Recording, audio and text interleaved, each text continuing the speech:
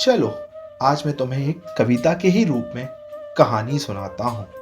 मानो तो काल्पनिक और मानो तो सच, किसी की आप बीती बतलाता हूँ।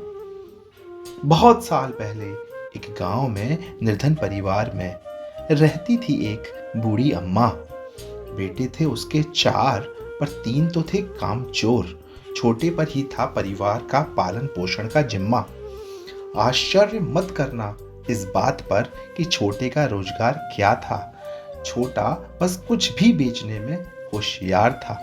जहां भी जो भी थोड़ा बहुत मुनाफा उसे दिखता, वो वही खरीद लेता। उस पर कुछ रुपए का व्यापार कर कुछ ना कुछ कमा कर घर को देता। बूढ़ी अम्मा ने एक रात अपने इस बेटे को अकेले अपने कमरे में बुलाया। कहा, तू ही है समझदार, इसलिए उसी को एक राज बतलाया। एक किताब उन्होंने अपने बेटे को थमा दी और थमाई और कहा,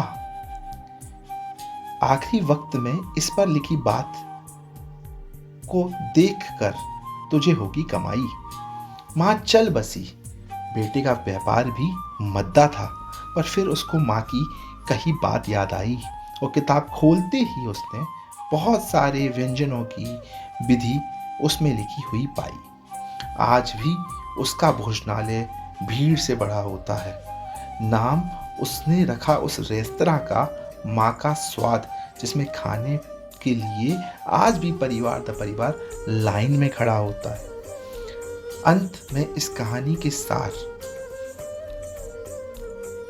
का अर्थ यह है कि अपनों की सेवा व्यर्थ नहीं जाती। अपनों की सेवा व्यर्थ नहीं जाती।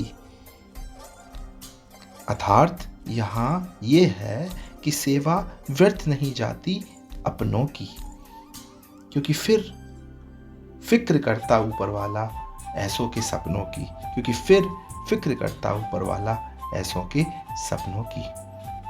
और इस कहानी का और इस कविता का मैंने शीर्षक दिया है माँ का स्वाद।